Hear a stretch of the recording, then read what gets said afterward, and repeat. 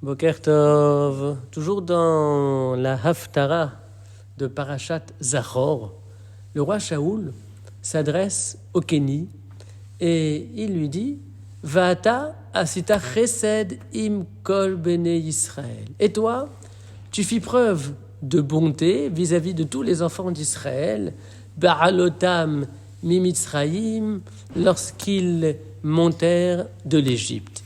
Qui est ce Kéni? Le Kéni, c'est le descendant de Yitro.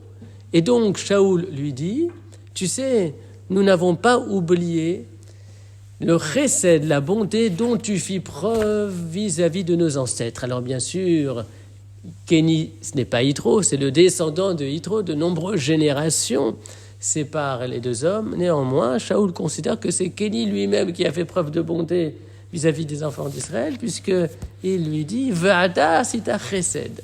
C'est toi qui as fait preuve de bonté. Alors d'abord, de quel acte de bonté s'agit-il? Et ensuite, comment comprendre c'est toi qui as fait alors que ce n'était pas lui qui avait fait? Le Radak explique que le conseil de Yitro concernant l'organisation du système judiciaire a bénéficié à l'ensemble du peuple. Il est question de ce conseil au début de la Sidra de Yitro, et la reconnaissance du peuple à l'égard de Yitro traversa les générations et parvint à celle de Kéni.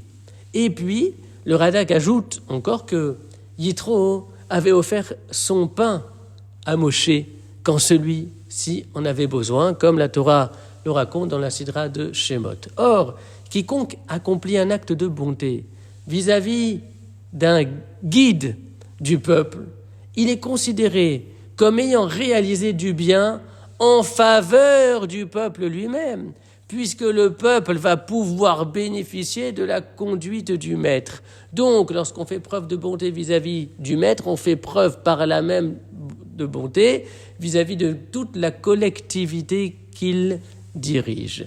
Et ce sont donc même les générations à venir qui bénéficieront de cet acte généreux. Sonne en écho la gratitude qui se transmet de génération en génération. Et d'ailleurs, il arrive souvent qu'on peut rencontrer un descendant d'une personne qui nous a fait du bien. Et de manière spontanée, on rappelle à ce descendant, tu sais, ton père, ton grand-père avait agi vis-à-vis de moi de telle et de telle manière, il m'avait rendu service, il m'avait rendu un coup de main. Et cette expression de la reconnaissance n'est pas limitée à la personne qui elle-même a rendu service, mais on ressent le besoin d'exprimer cette reconnaissance vis-à-vis de ses descendants, et on ressent souvent même une dette vis-à-vis de ce descendant qui n'a rien fait. Mais pourtant, il y a ce sentiment de gratitude qui se transmet de génération en génération et qui, d'une certaine manière, fait lien entre précisément toutes les générations.